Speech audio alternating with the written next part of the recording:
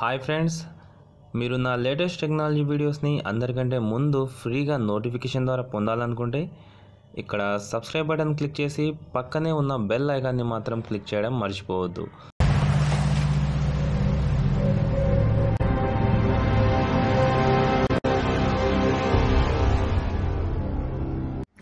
Hi friends, నా పేరు రజాక్. మీరు చూస్తున్నారు Telugu tech world YouTube channel.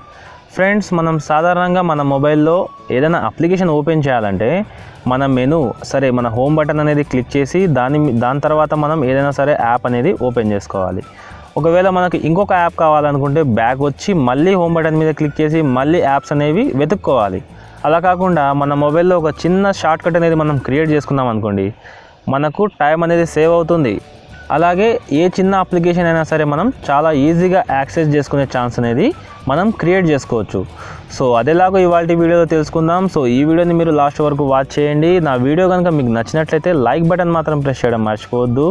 అలాగే మీకు ఏమైనా డౌట్స్ ఉంటే కామెంట్ ఇవ్వడం కూడా మీరు మర్చిపోవద్దు. సో దానికోసం మీరు ముందుగా మీ ప్లే స్టోర్ అనేది ఓపెన్ చేయండి. సో అందులో మీరు సెర్చ్ చేయండి టాస్క్ బార్ అనే ఈ యాప్.